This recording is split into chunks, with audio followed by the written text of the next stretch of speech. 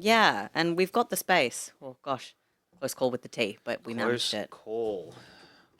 I can't be trusted with tea. You can be trusted with tea. I get into fights all the time. Oh, my God. Can't regulate my anger. Yeah.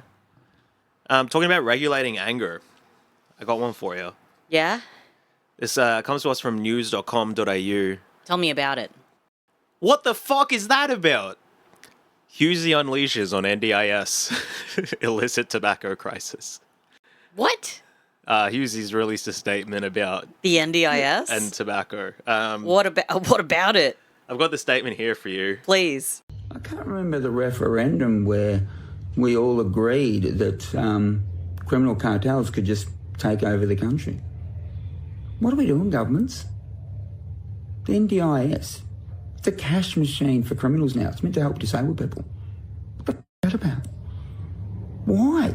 Why have you let this happen? Are you in on it? Damn. Damn, Husey. Damn. I guess he did get hit pretty fucking hard during that footy game. Oh, I forgot. That's right. He's like on the NDIS now. Man, he's hurt. He's hurt. Oh my god, he's 55. He looks older.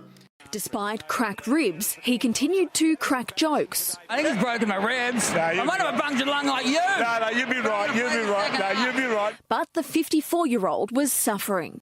apparently billions and billions of dollars are going to criminals who firebomb tobacconists every second of the day. Damn, you know, I wish I'd known about that earlier, then I would have gotten into NDIS scheming. Man, it so would I have could been be so one of those easy. criminals firebombing things every day. Every second of every day. Every second, every day, 24/7, we bombing 7-Elevens. We firebombing disabled veterans. Damn. And disabled vets, man. And disabled vets, man. And hey, what better segue could we ask for into going back into talking about Jacqui Lambie? I mean, you know, people are entitled to their sexual proclivities. You know, I mean, let there be 1,000 blossoms bloom. But I ain't spending any time on it. But I ain't spending any time on it. But I ain't spending any time on it. Let there be 1,000 blossoms bloom. But I ain't spending any time on it. Hi, everybody. Welcome back to Shouldntacome, a show about Australia mostly and the strange situation we all find ourselves in as the strange situations we find ourselves in as citizens of this place. We are in part 2 of our series about the intrepid Tasmanian senator, Jacqui Lambie. Growing up on the northwestern coast of Tasmania, Jacqui was a kid who loved sports and got into trouble, but has recently joined the army instead of finishing high school. Hell yeah, that's where we're at. I can't believe I didn't mention this before, but her first love was basketball.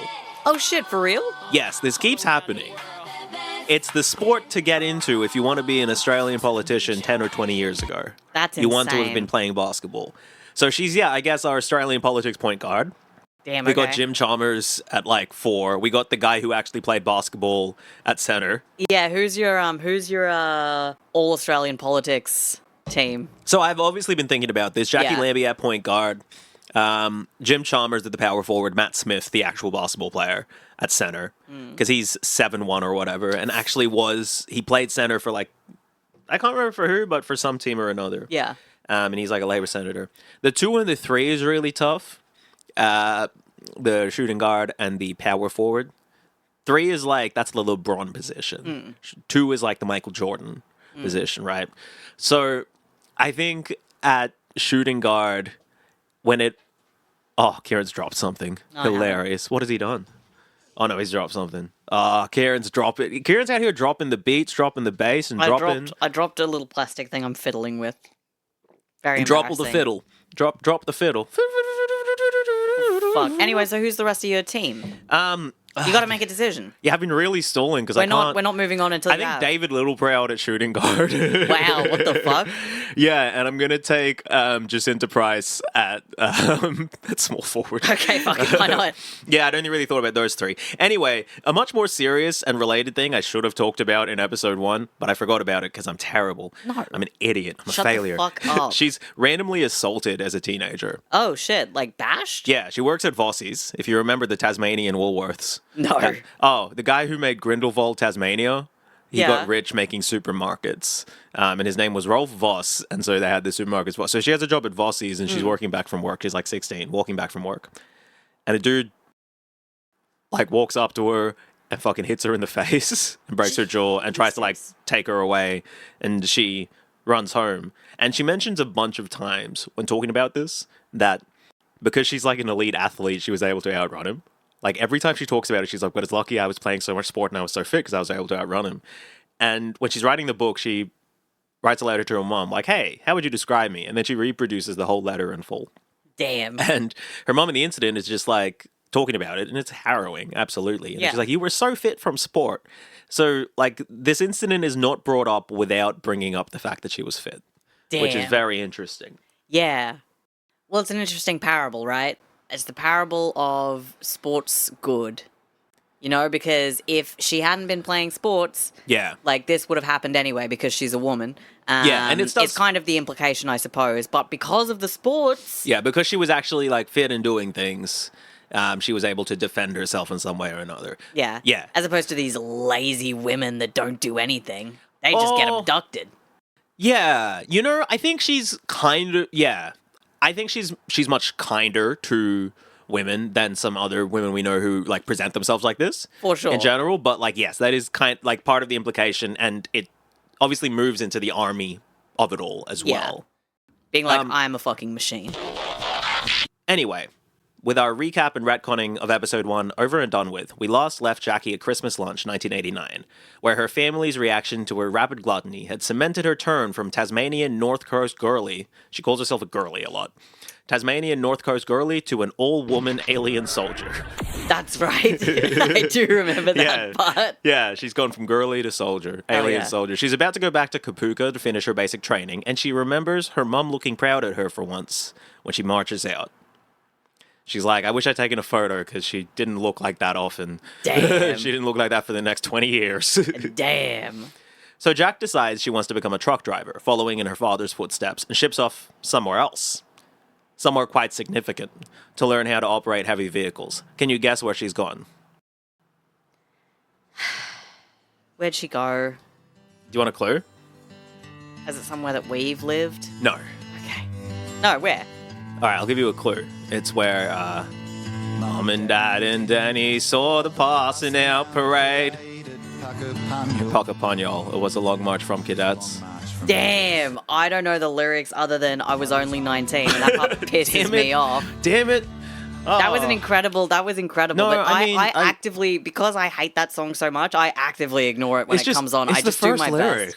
It's the first thing that happens. Here's what I hear when it comes on. When I have my flashbacks of working in hospitality at a fucking beer garden with all these sad old men drinking all the time. Shout out Rose Cottage. Shout out Rose Cottage, Canberra. I hear it start just like, and I'm just internally, I'm like, no. They're all gonna sing these sad again. drunks are all fucking looking into their cups, just being like, I was only 19, and I'm like, go home, bro.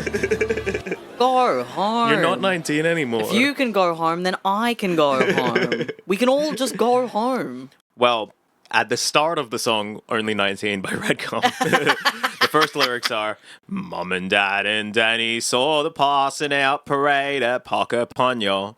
And that's where she goes to training, right? It's nice. I was like, from the song. I'll bring this up to Kieran. He'll get so mad. Don't worry. Don't worry, I'm a fucking idiot. Let's go. So she still hasn't had a period in ages, though. And eventually it's been long enough that she tells her corporal. And her corporal's like, I will be very surprised if you're not pregnant. So they go to the military hospital. And she describes it like this. I quote, a military hospital, which is no different than a civilian hospital. Don't know what she's trying to say. Doesn't go into it further. Like, so... you might expect it to be like this, but it's like this. None of that. She's just like, it's no different from a civilian hospital. It's like, I didn't think it would be. I guess I never thought about what a military hospital would be like. Yeah, but Jacqui thinks you've thought about it. I suppose so. Yeah. Going in, she's terrified that she's got, like, something serious, like an illness that's affected her reproductive system. Yeah. But it turns out she's been pregnant this whole time. It's fucking, of course. Yeah. Insane. So what? So she spent the last, like, however many months? 3 months. 3 months just, like, out there getting shit done. Doing basic training. Yeah. Just going crazy, putting her body through insane stuff. And she's gaining weight. She's also like, I'm doing so much fucking exercise and I'm gaining weight. What's happening? Yeah, that'll be the baby. Yeah. She provides this photo of her where the bump is super visible, but before she like knew she was pregnant, and she's like, can you believe I thought I wasn't pregnant? Yeah, that is kind of crazy. Yeah. But I guess, sometimes you're willing to just like excuse all. She might have been like, damn, I'm so bloated. That's exactly right. And she's like, oh, it must be just like extra puberty or whatever.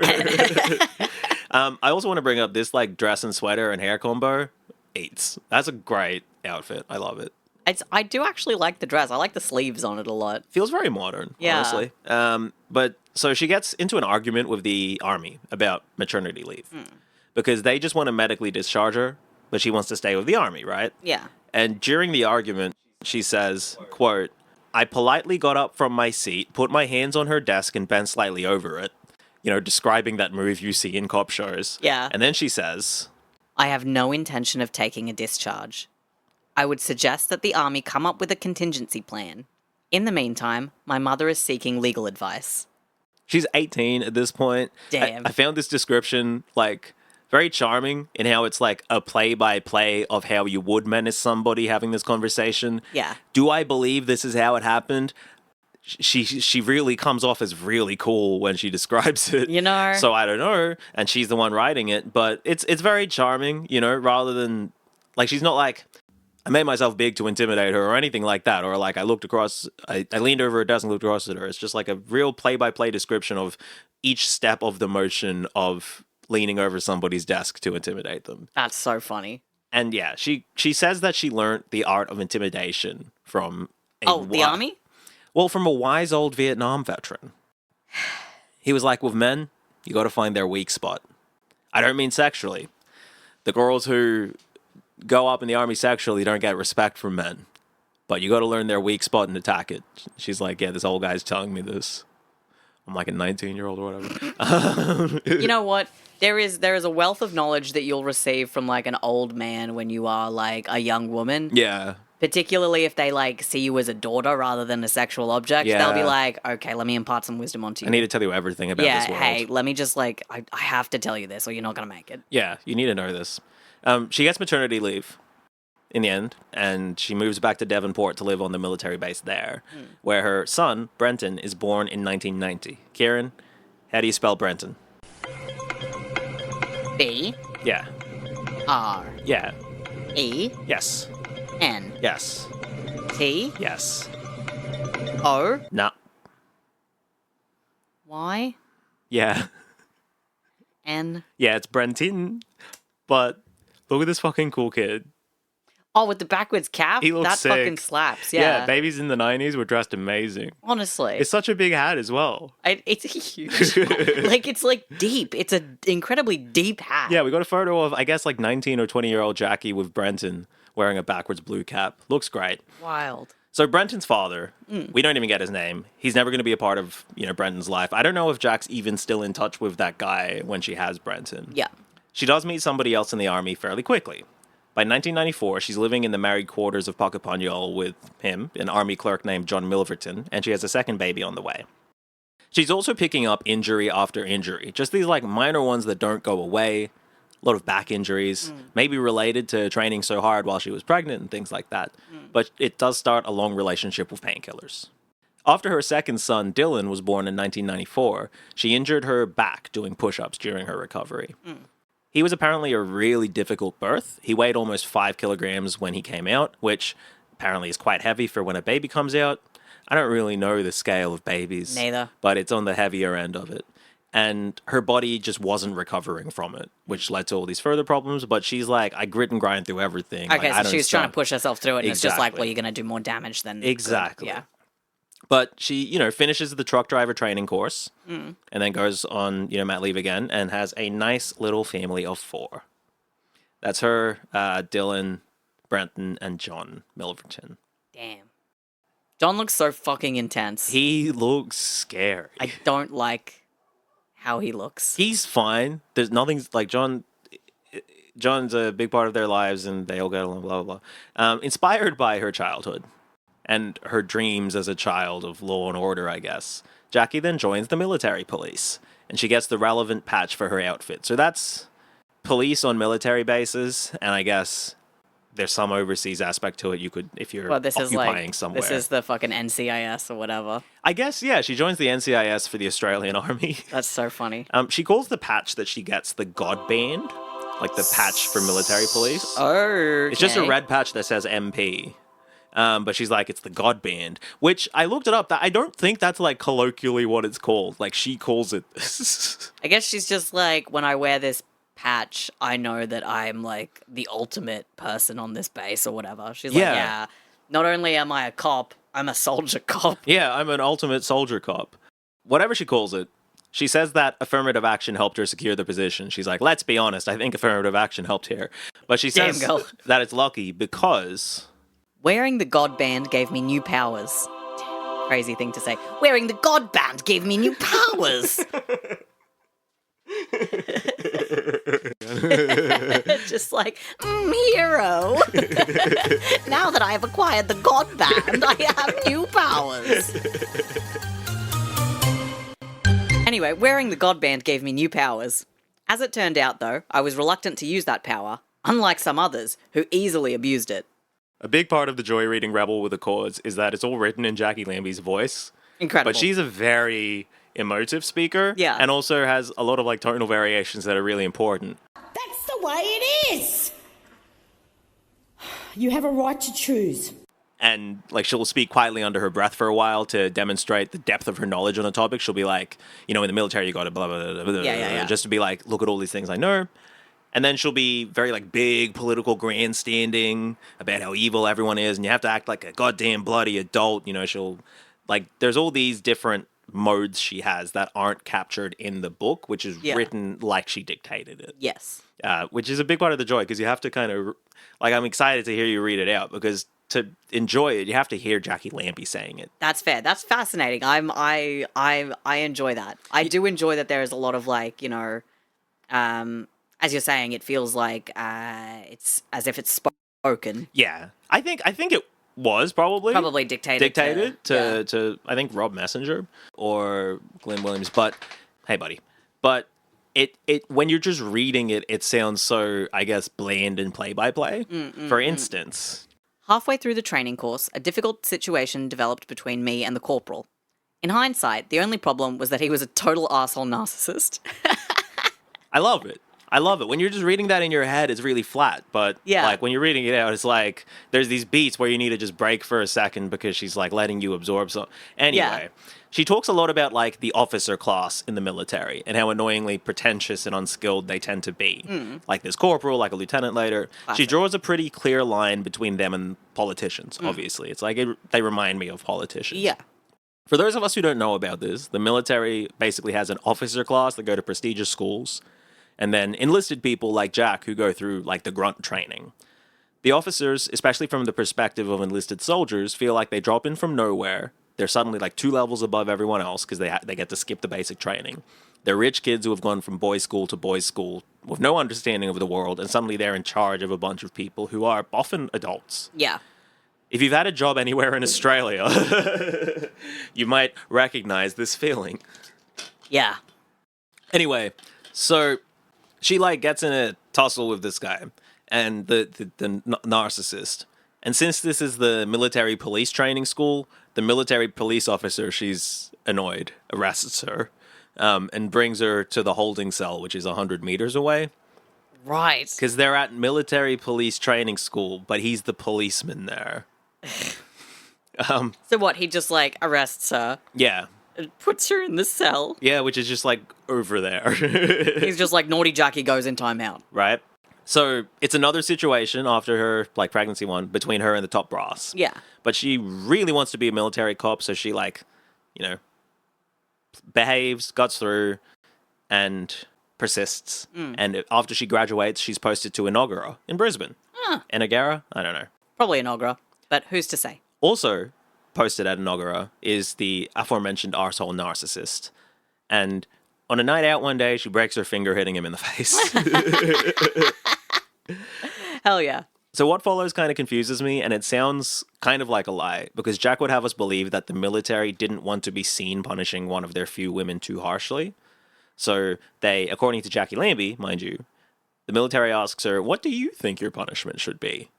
This is in the 90s. That sounds like something that would be happening now. And she's like, that's easy. You should demote me back to private because of my behavior and conduct. Remove me from the military police corps and send me back to transport. And they settle somewhere in the middle, less than a man would have been punished, but more than they wanted to punish her. It's a 12-month good behavior bond and a demotion. But, like, do we think Jacqui Lambie has such a commitment to justice that she tried to convince the military to punish her more than they wanted to? No. That seems insane. Yeah, I had to think about it for a moment, and I was like, no, I don't think so. Like, you're going to get out of this. So she frames it as them trying to convince her to get a military lawyer. And she's steadfastly like, no, thank you. I've pled guilty. I don't need a lawyer. I'm pleading guilty. I'm like, honorable. yeah, I hit the cunt. Yeah, I hit the cunt. And also, well, she's not quite, like, she's framing it more as, like, she's saying, like, no, I'm about it like that.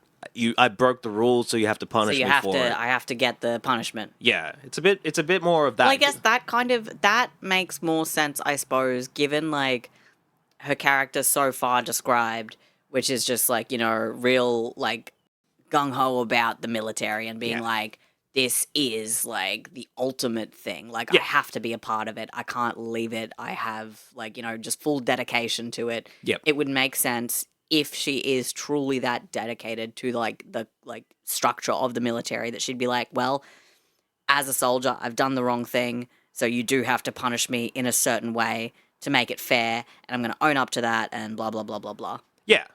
That does make sense. I think I get it also as something that she expects of others but doesn't see happening to others, but she's like, I want to present by example how somebody should be acting in this situation, respecting the God band, as it were. God damn it. She ends up getting a lawyer because the military is like, you have to have a lawyer. And I think from reading it in Jacqui's book, I assume it's like the military didn't want to be seen trying one of their very few females without a lawyer. Yeah, they're also just like, this is going to look so bad for us no matter what. Yeah. So this entire period, the pains and the difficult pregnancy and the military misconduct things puts a strain on Jacqui's relationship with John. And by the end of 1996, they split up. And Jack moves back to the Devonport base with Dylan and Brenton. She's still chronically in pain and taking painkillers, and she's drinking a bit too much. But she is very actively trying to regain her standing in the military after her demotion from, like, the military police corps or whatever. Yeah. In July of 1997, she goes to participate in the military skills competition in Puckapunyal as part of Exercise Tiger Rage. Okay. God damn it. All right, you want to hear about this Tiger Rage? Yeah, tell me about the Tiger Rage. All right, back to Jacqui. At one stand, we were blindfolded and required to strip down, then reassemble weapons, keeping the blindfold on the whole time. I'd been doing this for years, so it was second nature to me. I like, just like the humble brag, I guess. Like, yeah, I've been stripping down weapons blindfolded for years. She's like, yeah, it was not really a big deal. I can do that. If you wanted me to, hey, I can... Feels like, when you brag about being like, yeah, I can solve a Rubik's Cube blindfolded. Yeah, right? It's just like, actually one time at school we had a competition to solve a Rubik's Cube blindfolded, and since I can do that, and I've been doing it for years. Yeah, it was pretty easy for me. It was pretty easy for me, which, like, I guess would be. However, it's not all blindfoldedly reassembling machine guns. Damn. Otherwise she would have won. She's Otherwise been doing she would it have for won. years. She's been doing it for years. Fuck.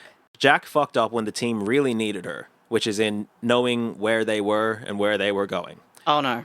She says... Relatable. Yes, Queen, I'm also directionally challenged. She says, quote, a word of caution, it is never a good idea to give Jacqui Lambie a compass. She's always talking third person. You and me both, Queen. This led to them getting lost, and Jacqui feels like responsible to look after the much less fit members of the team, because she's like, there were a bunch of guys who were just like not up to it physically, and it's not their fault, but I felt responsible for them as one of the more physically able people. So 2 days... These pieces of shit aren't even on pills like I am. Yeah, so she's just taking Panadeine for it, finishes the whole pack, and carries like extra weight. Damn. And... she ends up in hospital, back at the military hospital, which is no different than a civilian hospital. Got it right. I was wondering, so thank you for clarifying. Again, she eventually heals up enough to finish whatever rotation she's doing and guts through it with more painkillers, and she gets sent to Robertson Barracks in Darwin. I think she's like a military police officer there. Okay. But she's in immense pain. So to cope, she's taking Mercendol tablets, quote, like they were Tasmanian Anvers truffle. That seems to be Tasmania's version of haze. Okay. Or something. There's a lot of brains in this book rather than just like the object, you know? Maybe that's also trying to give it an air of authenticity. I think it is. Being like, you know, I'm just a hometown girl. Yeah, like she's the boys she grew up with. She's not like, oh, they were driving fancy cars. She's like, they're driving Holdens, Torontos, EHs, and HQs. Instead of like, I went to the mall. She's like, I went to Devonport Four-Ways Shopping Center to get Stone's original green ginger wine. Damn. She's always mentioning like what specific brand of painkiller she's on, which changes a bunch of times. And for your gut health, she recommends the Fusion Astra 8 Immunity Tonic. Wow. Okay, great. Thanks, Jacqui. Yeah. Just a little ad break in the middle of the book. It's kind of like that sometimes, but sometimes it's brands that don't exist anymore. So honestly, it's such an Australian middle-aged consumer thing because I think, as you say, it's a big part of her relative relatability. Just like, oh, I buy that thing. Oh, I do that. In Darwin, she gets in trouble for beating the shit out of a lieutenant at a boxing club. But she's at a club this time for boxing. That's she should be allowed to hit him. That's exactly what she's saying, right? Because Jack and this lieutenant, they've been having interpersonal troubles for a while. Yeah. And she's like, well, I want to just hit the guy. But unfortunately, as per Jacqui Lambie, with men, they disappear out the back for an informal meeting, pull out the fists, sort it out, shake hands, go back to work. That is the theory, at least. As a woman, I couldn't access that secret fighting tradition. I love this because I can't quite tell if she's saying this happens or that this doesn't happen or that this does happen. But it's a very funny little, you know, I think she's really funny sometimes. You know, yeah. She's just like, hey, this is probably what happens, and I think it probably does, but just in case. I mean, I imagine that's probably what the case is. But of course, I wouldn't know. But, you know, I reckon that's probably how they do it. That's probably how they do it. And, you know, I've heard that's what... I haven't seen it, obviously, but I have heard, you know, from sources that could be, you know, considered credible or otherwise, at least in theory. Secret fighting tradition. They have a secret fighting tradition. Yeah. Maybe, and but she we couldn't don't participate. know. I'm not... Which, like, you know, obviously I've heard this idea as well, that boys will just fight it out or whatever. Yeah. I didn't know that was happening in the military, I guess. I thought that was happening mainly with, like, children. Well, I figured that would happen in the military. Like, actually, given like, the one, like, military... I keep dropping this thing because I'm fiddling with it. But that's okay. Considering the one, like, military story I've heard from a guy who was in the military, some, like, New Zealand soldier who was like, yeah, one of the things about when you come back from, like, a tour is, like, you get back on base, wherever, like, base is in your country, and before they release you out to, like, the great masses once again, they just, like, stick you in a room and just give you as much alcohol as you like, and you just, like, get pissed, and you, like, cry, and you, like, beat the shit out of each other, and just process it like that. Yeah. Like, the whole coming back thing. And just go through every emotion, and everybody's like, yeah, we all kind of, like, kick the shit out of each other, and, like, you know, scream and cry, and, like, also have some fun, and then afterwards we're like, okay, we can go back to, like, our families. Yeah. And not, like, you know... In theory, not, like, kick the shit out of them. Not kick the shit out of your family. Yeah, and this secret fighting tradition is inaccessible to Jacqui Lambie as a woman. Which is crazy. I feel like if there was a true secret fighting tradition, Jacqui Lambie is the woman who would be able to get in on it. Yeah. Given that she's already, like, hitting guys. She's already hitting guys. And so why wouldn't they be like, yeah, all right, Jack? So she's figured out this secret loophole, right? Which is the full contact sparring sessions at the boxing club at Robertson Barracks. Conveniently, this lieutenant is the same height and weight as her, which makes him like 5'4". That's so funny. She's like, get in the fucking ring. So yeah, they're matched up to spar, and she pummels him until he's like clearly mostly unconscious, and then she keeps hitting him, and people are like, Jacqui, please stop. Jacqui, stop. Stop. He's already dead. And she ignores them, so they have to like pull her off. Okay. And she's trying to kill this guy. Now I'm a little bit back on their side, because it's like, well, she should be allowed to hit him. I guess if he's like fully down and out, it's like, Jacqui, you can't just keep wailing on him. Keep wailing on him. Like, girl, you won. You have to stop. And she ignores them. She describes this as the full Lambie onslaught. Damn, she's like, I'm gonna kill this motherfucker. I don't care. That's so funny. Anyway, you'll notice this is the second time she's beaten up a fellow soldier, apparently. Hey, I don't want to say it's a trend yet, but it is a habit. Yeah. And the way she tells it, and you tell me if this rings as a true story, the big boss, which is the commanding officer, says she's going to face actual charges for the assault, right? Well, yeah, that feels like less than I hit him once. This is I kicked the shit out of this guy. Like, So I hurt him. So she's like, well, that's it then. But if I'm going to get in trouble for hitting a guy anyway, I'm going to, quoting from the book, finish teaching him a Lambie lesson. So she goes to, like, rush him. She's like, well, if I'm being kicked out in the military for hitting him, I'll fuck him up again. I should fuck him up properly. And I'm sorry, is this the Isaiah Stewart of, like, the army? Just Isaiah like, Stewart of the well, you army. know what? I'm already in trouble for trying to kill LeBron James. I might as well try to kill him even harder. I might as well actually try to make sure he's dead. Yeah. Stewart and LeBron. Stewart is hot. And everybody's coming out now. Yeah, that's Jacqui Lambie, and then the CEO pulls her off, and they're like, we're just joking, we're just giving you a hard time. You're, like, in just regular trouble. And She's like, are you sure? Because I'm happy to take my punishment as long as I get another, like, 15 minutes with him. Well, and apparently, like, she's, like, walking away, and they're like, just leave her alone, all right? Just leave her alone. To the lieutenant. Like, just leave her, because she might fucking lay it out on you. That's crazy. That's so funny. That's so funny. That's the story we're hearing. So, ladies and gentlemen, this is Mambo number 5. It's 1999, and Jacqui Lambie is trying to get sent overseas. She's obviously been to Bali and Singapore, but, like, as a tourist. Yeah. But she wants to go to somewhere with, you know, the Australian military purpose, which poses her a challenge. Around this time, the hot zone for Australian soldiers was Timor, working with, like, UN peacekeepers or whatever. And it's here we get our first look at Jacqui's, like, simplified understanding of international things. Oh, dear. Okay. Because, like, that's the big weird contradiction, that Jacqui Lambie is a mouthpiece for things that are affecting Australia as a country in the wider world it is, right? All right, so why is Jacqui Lambie going to Timor? Well, controversially, East Timor has been gobbled up by Indonesia in the 1970s. But as it was a former Portuguese and Roman Catholic colony, it did not fit well with Indonesian culture. Right.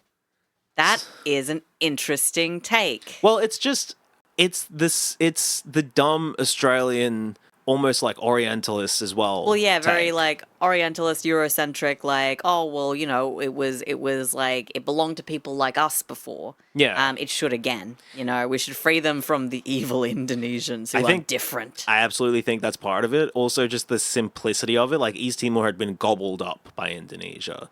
Like, it's, you know, again, what does that mean, Jacqui? It's again, like, the part of the story that I'd love to hear her thoughts on, but I don't think she really knows about. Similar with her, like, Indigenous heritage. Yeah, well, it's one of my favorite things, I think, about Australians, and it used to piss me off a lot, but now that I, like, can recognize it, I do get a lot of joy out of it, is just hearing someone, like, parrot back something that they have absolutely no idea about. No idea. Like, I've heard it at work a bunch of times when people have been, like, just, like, saying fuck shit. And they'll say something, and I'm like, well, what does that mean? And they just say it again, and I'm like, what does that mean? What do you mean? What do you mean? They're like, oh, well, I'm just saying that they should go back to their own country. And I'm like, who? Yeah. And they're like, them, you know, all of the people who aren't from here. And I'm like, okay. I think that was in discussion about, like, I remember you telling me about this, and it was about 2 different, like, Australian people having a conflict. A completely baffling conversation. Yeah. Both of them kind of vaguely, like, just, like, truly insane. And, like, questioning that, and they're just like, oh, well, this. And they just say the line, and I'm like, but what does that mean? What does that mean? Though? Definitely. And they say the line again, and I'm like, bro.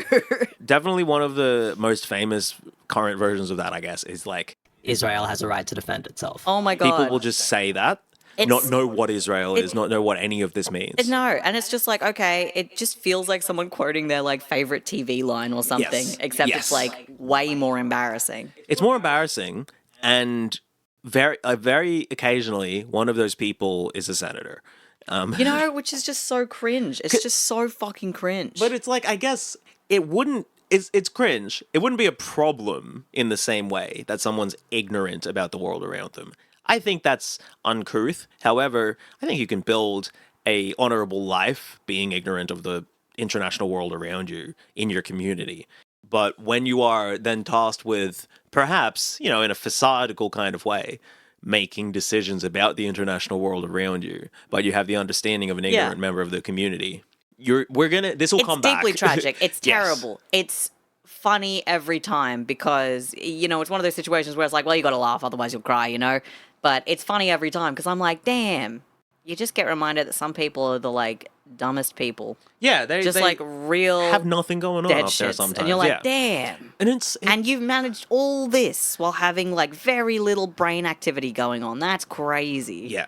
Hey, real admirable. I think when you're saying it's like parroting back, it isn't like, I think, words, right? The whole phrase is one, like, Israel has the right to defend itself. They should go back to where they came from. Tony Abbott stopped the boats. Yeah. That's not 5 words. No, that's just that phrase as its own thing. Exactly. It's the same way It's like that, a hieroglyph. Yeah, it's the same way that asylum seekers, instead of being like, you know, people who are seeking asylum, you know, like refugees, people seeking refuge from something to somewhere else. Yeah. Suddenly becomes like the yucky word where it's just like asylum seekers isn't people seeking asylum, it's asylum seekers, which is just code for like bad immigrant. Yeah, trying to come in like, and fuck everything up. It's just it's really funny how that works. Yeah, it is. I it's so frustrating because it does kind of tell you that you can't speak with this person on the level in the same way that you would speak to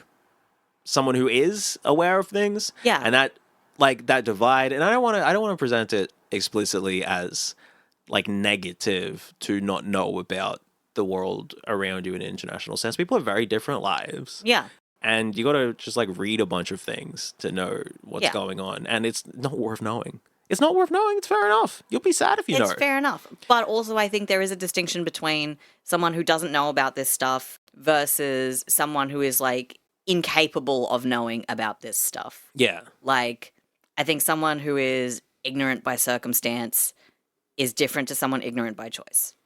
I think so. And Australia builds a lot of people who are actively ignorant. Yeah. Their like you kind of have to choose to ignore a lot of It's almost kind of like a god band, the ignorance. It's a god band of ignorance. Band of ignorance. And you will believe my powers of ignorance now. But yeah, just like this idea, right? So East Timor had been gobbled up by Indonesia, former Portuguese and Roman Catholic colony. It didn't fit well with Indonesian culture. For some people in Australia who are reading this book, that'll be like everything now that they know about East Timor. Yes. It's exactly like the reproduction, you know, it's like, well, we know one thing about the thing. So based on something that happens later, back to Jacqui, going to Timor would have actually benefited her tremendously because she would actually be like a war veteran in a sense. To get through the training and assessment, she's been keeping up with the Kilpanians and drinking a bunch of wine. One day, they're going to do some like running up a hill wearing a heavy weight type of army shit. You know that stuff. Classic. And they put the heavy flak jacket that the Australian military had to borrow from the American military, apparently. Yeah. So she puts it on and she just collapses. She can't stand up in it. Like her back's fucked. Jesus. In March of 2000, after some attempts to fix the problem, she's medically discharged from the army.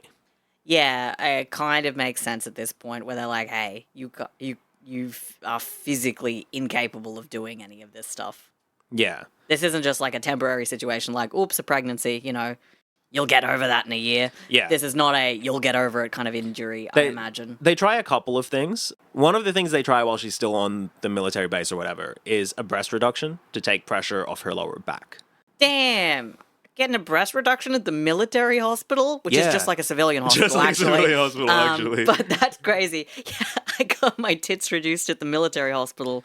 That's crazy. Well, you know, she says she was back to the same altitude and perkiness that she had as an 18-year-old, so she was okay about it. I'm so glad we know that, Jacqui. Thank you for sharing. But it doesn't help a great deal with the pain. My tits looked phenomenal, but my back still hurt. All right, back to Jacqui. The decision was made for personal as well as medical reasons.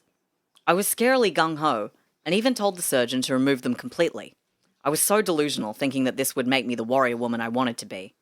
He said he was not going to do this, and I'm thankful for that now. Yeah. Damn, girl. After the surgery, the men in her unit keep asking her questions about, like, what they'd done, and, like, what it looked like now under there, and stuff like that. So one day, she just, like, lifts her shirt up to show them. She's like, all right, have a look, and they'll stop asking me questions. And she says it worked. She does specifically say that none of them were, like, crude about it, But then she also says, like, they're going to get over the loss of my double Ds. So maybe they were crude about it. And we just have different levels of what crude means. Yeah. Well, I'm sure that you probably do have different levels of what crude means when you're in the army. Yeah. And you're like one of the few women in an army. Yeah. Like, in a, I don't know, what are they called? Platoons? Squadrons? Gangs of... Gangs. They're called gangs. They're called youth gangs. Yeah, I knew it. Youth crime. So, Kieran, how does this country and every other country look after its disabled veterans? Badly. You've probably heard that. You probably hear it a lot from politicians like Jacqui Lambie as well, talking about it being not good enough at best and aggressive and useless at worst. Again, huge difference, I imagine, between the classes of the officers versus the enlisted. Yes. The enlisted are obviously going to be bearing the brunt of the horrors of all of it, mentally, physically, and are also going to be the least cared for when they return. And probably the ones who go towards the army because they have limited options. Exactly. As opposed to an officer who could have just gone into finance, like his dad or whatever. You know, like some shit like that. The level that you retire at has implications on how much money you can get for care and things like that. Makes sense. So it's probably like a pension of some variety, I imagine. Exactly. The Department of Veterans Administration, the DVA, is essentially an insurance company. And the strategy that an insurance company has to use is delay, deny, defend. Probably most known as related to this book by Jay Feynman, but that's the strategy. That phrase is also known for the variation on brother Luigi Mangioni's bullet casings. Yes. Delay, deny, depose. Yes. In Australia, and as Lambie puts it, it's more commonly referred to as delay, deny, wait till they die. Yeah, that makes sense. Either way, the idea is you stretch out the process of having to pay the person as long as possible through bureaucracy in the court system and so on. Yeah. So that they either give up or just die from whatever it is that was killing them. Yeah. It's here that Jacqui's book about her life becomes a book about an insurance trial or whatever, and it's kind of like she just presents pages upon pages of evidence, right? Presented as I guess they would be in a trial. Like, there's just pages of, like, on the 29th of August, 96, she sees Dr. G in Melbourne for myotosis. June the next year, a Dr. O in Devonport refers her to a physio. The 1st of August is the military skills competition exercise Tiger Rage. On the 4th of August, she goes to the hospital, sees this or that doctor. On the 5th of August, she starts physiotherapy. On the 21st, Dr. O says she needs to have an x-ray. And it's that for, like, pages and pages. Holy shit. Just, like, all of her evidence that she would have been like, hey, this is what I submitted. Yeah. I think my insurance claim. I think that's really interesting. Yeah. That she hasn't, like, it's not been narrativized in any way. It is really just like, She's like, here are my fucking receipts. Here are the fucking receipts. Here's the emails between the doctors and stuff. Damn, that is really interesting, actually. Yeah, it's very strange. And I think it makes sense from, like, the kind of, like, I'm a rigid rules-based military person. She's like, well, I will just present all the evidence. Yeah, so just being like, here are the documents. Yeah. Here's the proof. I don't have to justify anything. This is the justification. Here it is. Yeah, I find that because it doesn't read well. Well, no, because now all of a sudden you have to, like, you're a paralegal trying to, like, sort through this shit. Exactly, and she's also trying to convey how confusing all of that was for someone especially not trained at it all. But it's such a strange move. I like that a lot. Actually, I liked it a lot. Quite funny. Just an exhaustive list of 4 years of doctor's visits and what they treated her with and what they prescribed her and how they assessed her pain and then what military thing she's doing. Anyway, being on all these painkillers and having to deal with the medico-legal system, Dylan's upbringing is a bit different to Brenton, the younger kid. Now, obviously, they're not actually that different in age, but Brenton's apparently, like, following into Jackie's adult footsteps of being very rigid and controlled. And Dylan is following Jackie's, like, teenage footsteps of being a troublemaker of some sort. Nice. He's spending a lot of his childhood in the suburbs, as opposed to at the military base, with a mom who's on a bunch of painkillers and, like, spending all her free time trying to, like, fight the legal system, and who's in a bunch of pain and drinking a fair bit. Jacqui says that Dylan's, like, hyperactive from a young age. He's getting into fights. He's stealing photos of the Pope from school. Where else are you going to get a Pope pic? Yeah. She's like, I blocked that out, but my mom reminds me of it. Just troublemaker stuff. Jacqui, like, she expresses feelings of, like, shame or regret about her ability to be a present parent during this time. And that will, this will also come back to her in a way that we know quite famously. Eventually, she starts seeing the doctors that the DVA has sent her to like, approve and assess her claim, right? And they're starting to muddy the waters by sending her to a psychiatrist to kind of imply that she's, crazy. It's all in her head. Yeah. And a rheumatologist who, quote, didn't like me. According to Jack's book, on the 1st of May 2000, the rheumatologist in an email says this about Jack and her injury. Regarding the 40 kilograms of weight carried over the military skills competition weekend, this seems somewhat unbelievable, as I doubt that I could move this much. I couldn't do it. that. Yeah, bro, you're a doctor. She's in the military. He's like, I couldn't do that. How could she do that? I don't believe it. I don't believe it. I doubt I could move this much. Bro. You're a rheumatologist. Bro. Yeah, ridiculous person, but this back and forth continues for a while, with Jacqui having to prove her difficulty doing certain tasks, and also providing evidence that the injuries are associated with the military, because that's not being assumed. Yeah. She says there was a particular clerk or lawyer at the DVA that's been assigned to her case or something, and that she didn't like Jacqui. Says Jacqui, the person behind all this was a woman! We didn't get on from day one. I may have upset her when I threatened to throw a grenade in her office, but I was at the end of my tether. Yeah. She didn't like me very much. I think it's because I said I was going to blow her up. But, probably also, another reason. She's like, surely. Come on, where was I going to get a grenade anyway? He's like, well, you're from you the are army. a fucking soldier. If anyone's going to have a grenade, it's you, girl. Come on. Through all of this, obviously, Jacqui has to keep living, trying to get a job and stay working or maintaining her Centrelink payments. She's being bounced between different departments, and as she sends in her answers to their questions, they can get to work trying to disprove her claims so they can deny her claim. One of those departments, the Commonwealth Rehabilitation Service, hires a private investigator to prove that she's not disabled or whatever. He films her, doing the washing, walking with a shopping bag, getting in and out of her car, and it goes into the email chain see? She's fine. And so Jacqui's doctors have to respond to that, being like, hey, back pain's complicated. People have things to do. She clearly has some trouble doing those things, doing them for a long period of time. Some days are better than others. So just what normal people know about how pain works. Yeah. Just very normal. Yeah, just being right? like, hey, it's ridiculous that I have to tell you this. But they have to by the rules of her getting the payment, right? Yeah. Gums up the whole process, makes it harder for Jacqui's, life.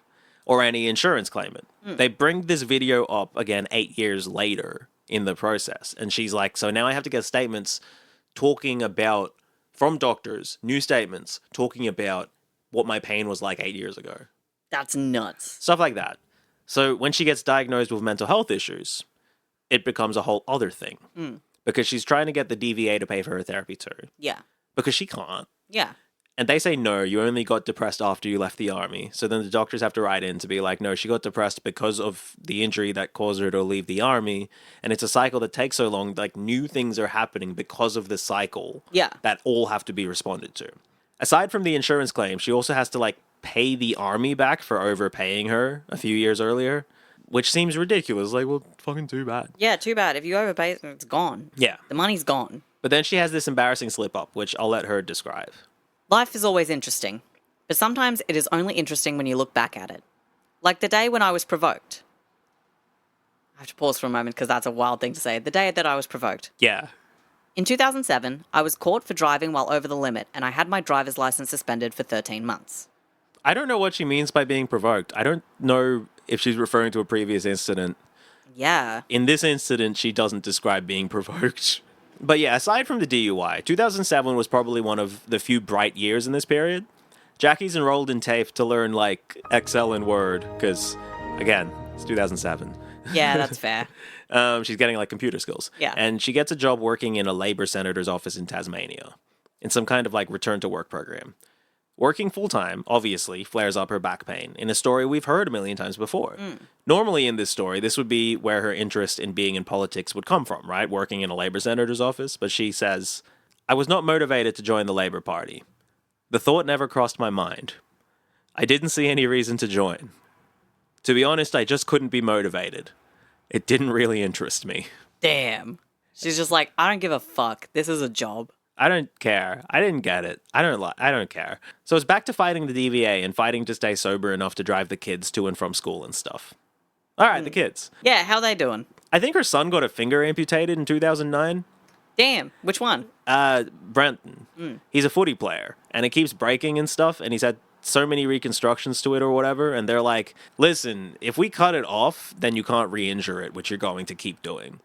That's so funny. They're just like, we can just get rid of it. And he's like, well... This is not from the book. This is from a news article. I'm just assuming he's the only Brenton Milverton, spelt with a Y, who's living in Devonport around this time playing footy.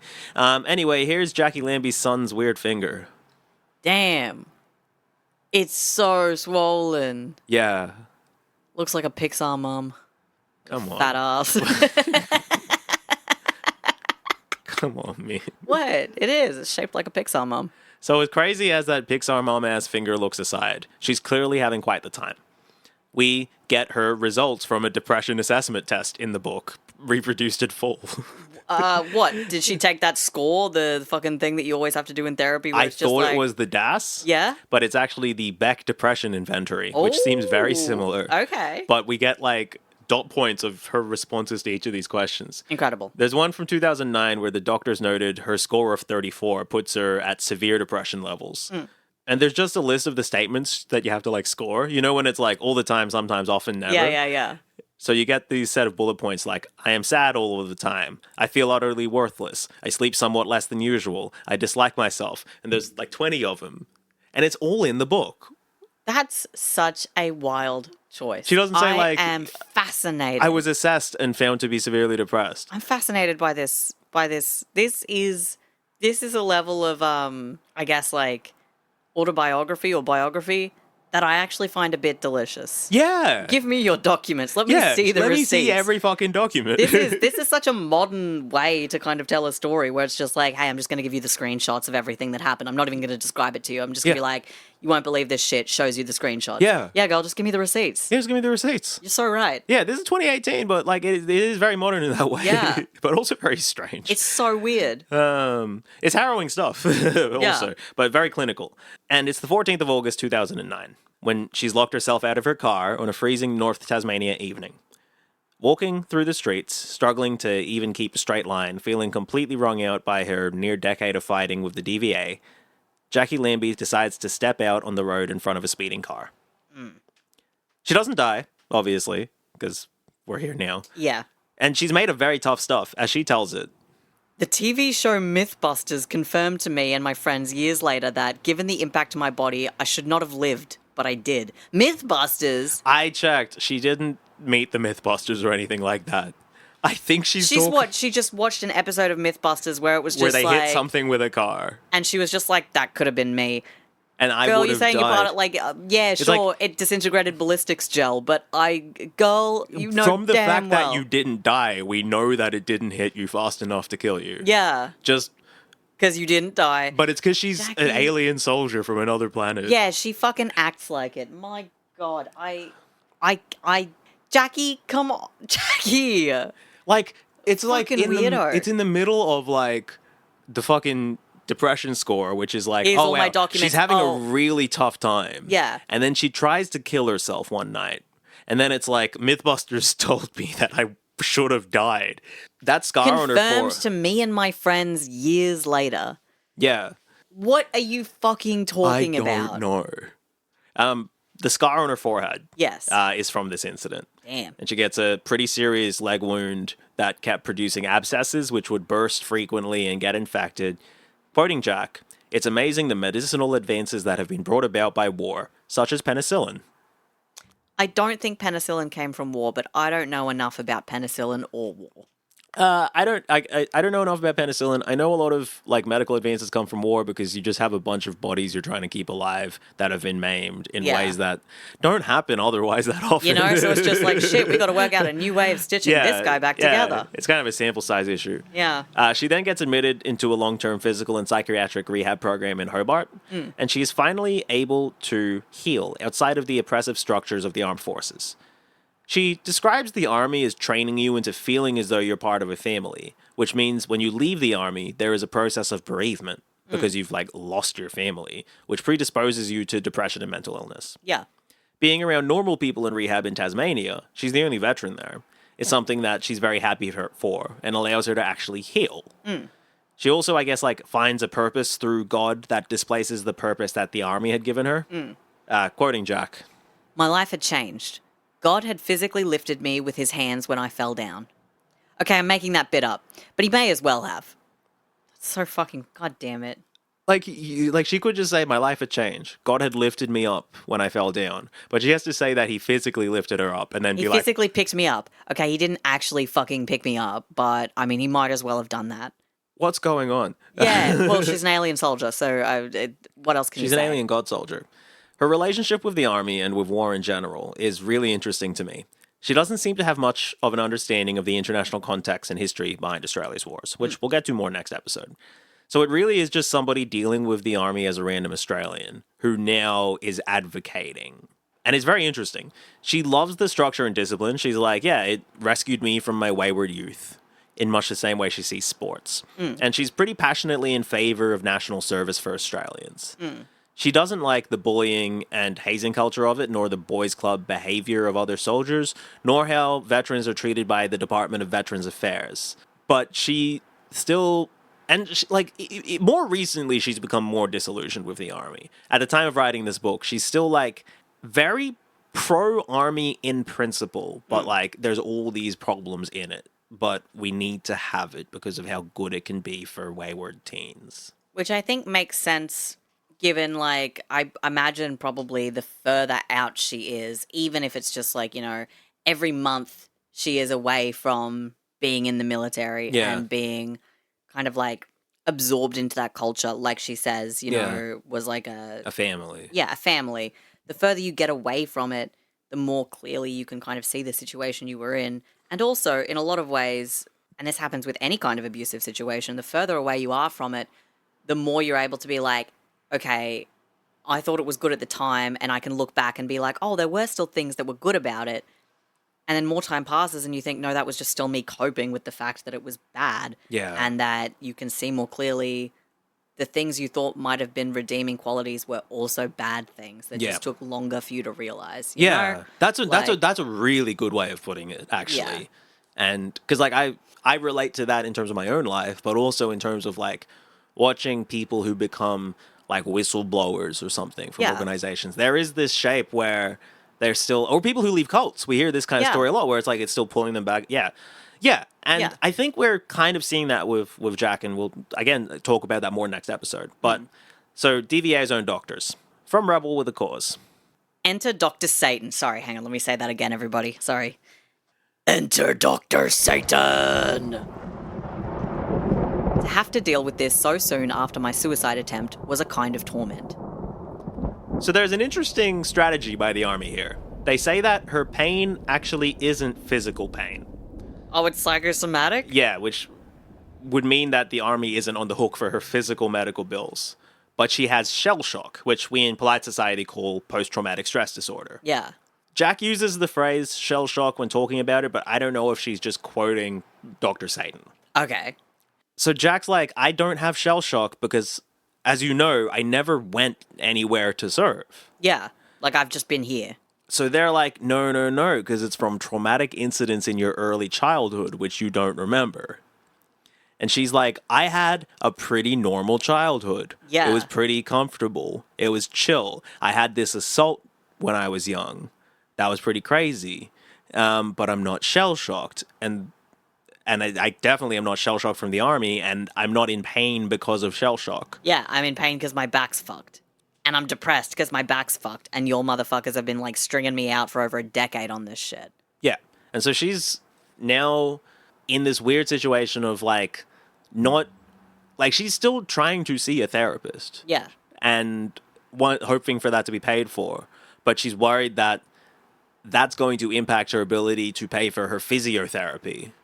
Because if it's a different time. If they go, oh, it's all mental, then it'll be well, now your physical stuff is a separate issue. And she's got a lawyer who specializes in this kind of thing, but she's trying to, it's a tightrope, right? And she's and I'm under surveillance sometimes? Yeah, just randomly. Exactly.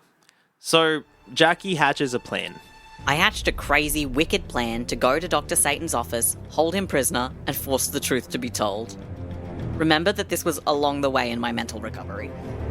I rushed to the hardware store for rope, a knife, duct tape, and chocolates for my mission. My mind was acting on paranoia born of years of torment from the system. How was I going to last out once I had him prisoner? If I got really hungry, I could ring up for a pizza delivery. I walked into Dr. Satan's lair. After about 2 minutes, I collapsed on the floor, writhing, a sobbing heap. What a sad end. I had crashed and burned in a matter of minutes, and my crazy plan fizzled out. Damn, so she was just gonna, hold this motherfucker hostage and be like, just let me get my shit sorted. That's her plan. She's like, I got a rope, I got a knife, I got duct tape, and I went into this guy's office with the intention of holding him hostage. That's so funny. Jacqui Lambie is so, she's such a real one. She's kind of such a real one. She's, to her, she's a real one to a fault, unfortunately. She's a real one to a fault. Where she's just like, you know what? The only solution I can see is just doing some crazy shit. And she's like, and I am always willing to do that if that's the only solution. Hey, violence is never the answer, but sometimes it is. Exactly. When she gets to that point of being like, I think violence can solve this, she's like, well, should plan it out.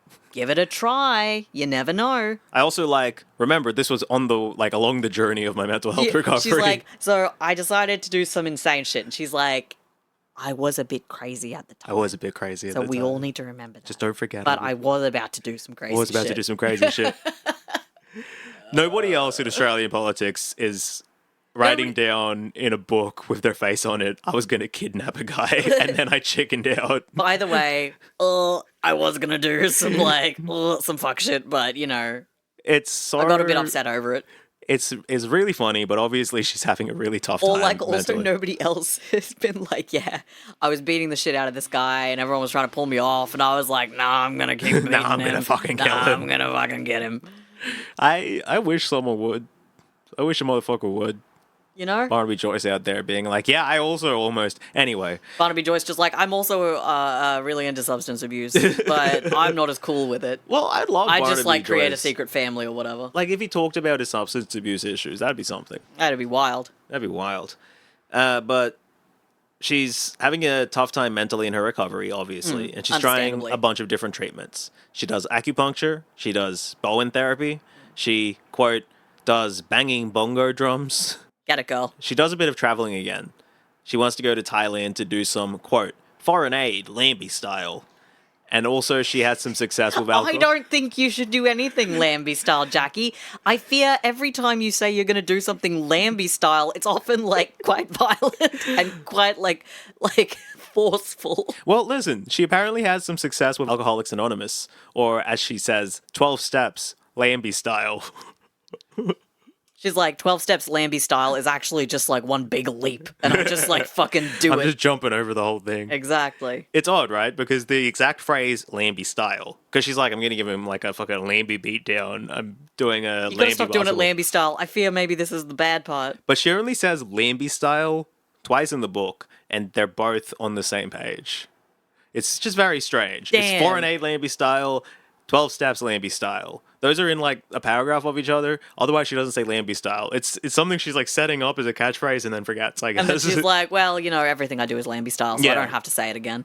Ultimately, as I mentioned earlier, she's going to have a more solid spiritual relationship than before her accident. To hear her tell it, in a way that only Jacqui Lambie can. One day, I had an urge to walk into the local Anglican church, St. John's. There was a man there. I guess he was the priest. I've never been in St. John's before, and only God knows why I went in. I was being called in by him. God, that is. God, that is, in case you were... Okay, not the man. Not the priest. Nobody was like, oh, Jacqui, come in. It was God, actually.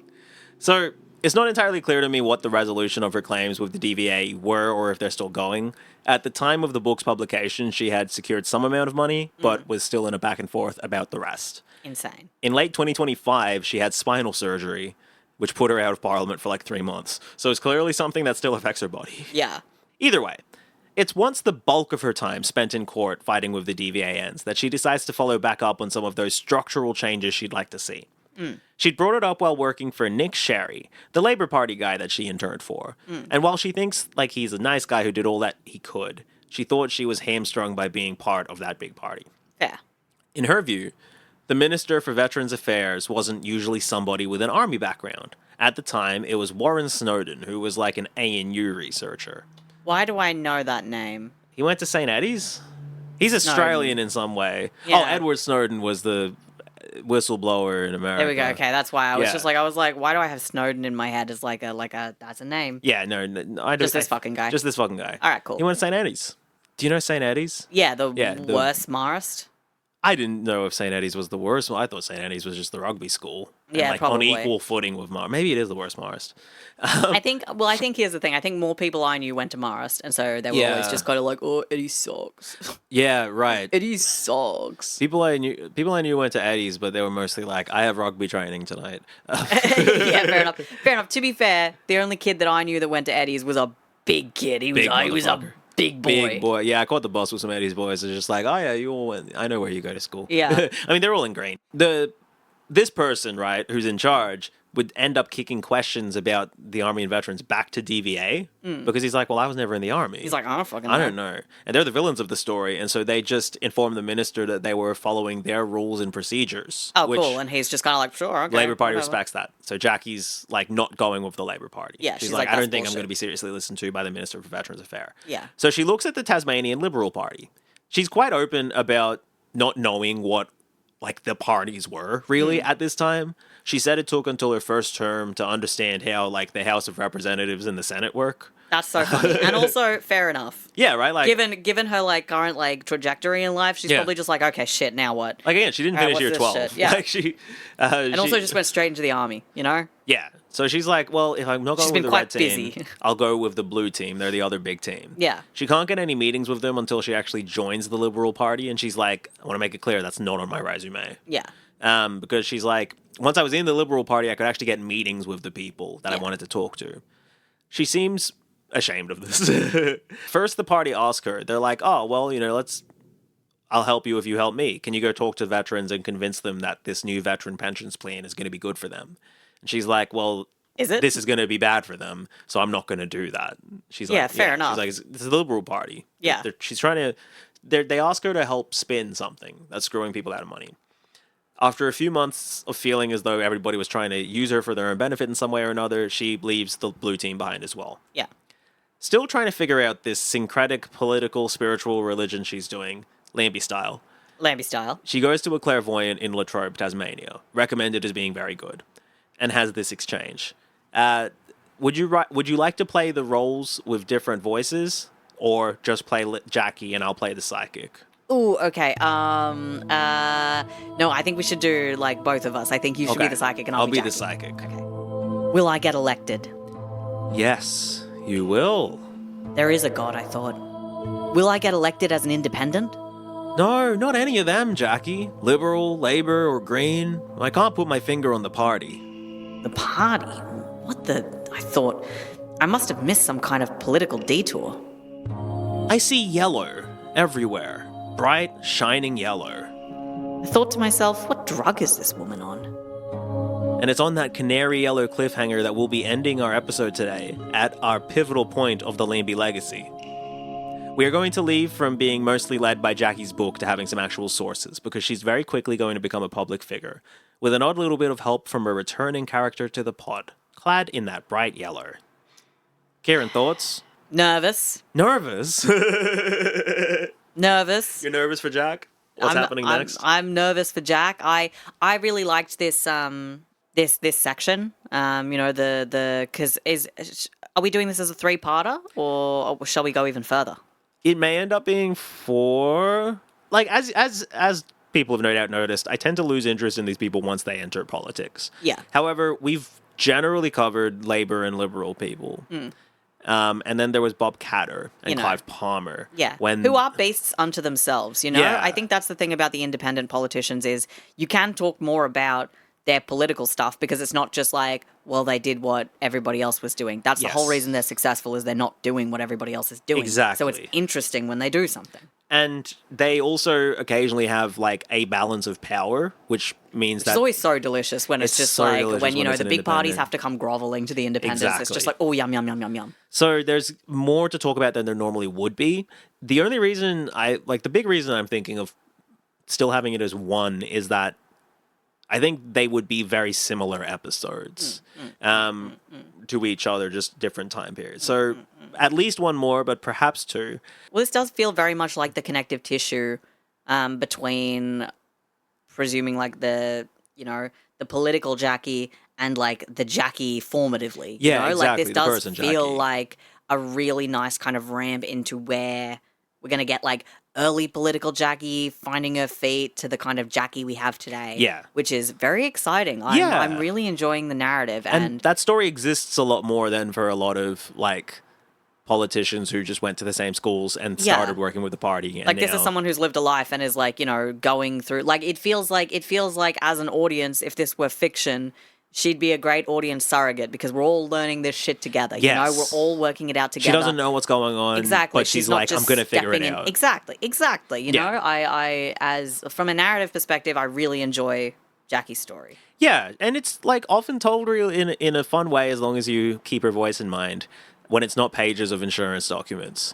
That's so funny. That's really so good. I strange. really like that actually so much. Like it's so I love it. It's like 5 pages in a row of emails between doctors. Just like, here it is.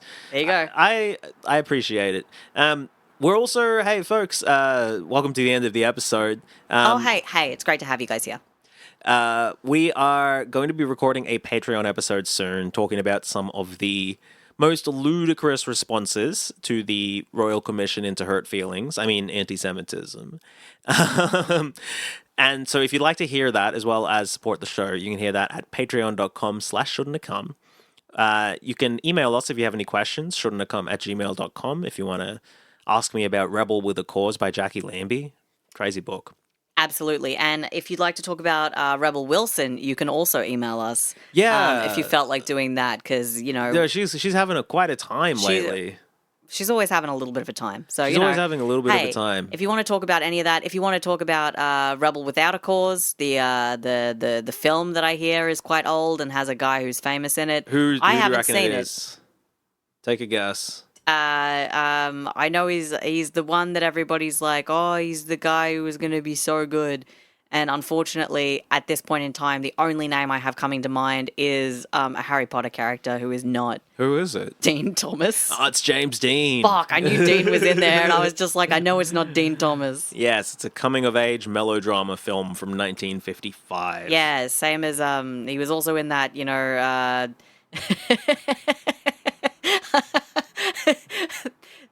Streetcar Named Desire. Oh, was he in that as well? I think perhaps, but for a moment there in my head, I was like, yeah, in that movie, Death Cab for Cutie. Yeah, he was in Death Cab for Cutie. He was also in that Triumph Tiger T110 when he died, or whatever. Anyway, if you want to talk about anything, you can email us at shouldntacome@gmail.com. And we're on YouTube, youtube.com/@shouldntacome. We'll be back later in the week, and then next week again with more Jacqueline Louise Lambie. I'm very excited. I've been Yanni. I have been Kieran, and I intend to be Kieran. Continuing on, from here on in, I will be Kieran and. I'm gonna be. Hey, are you Kieran? Because I'm Kieran. All right, bye, folk. Bye.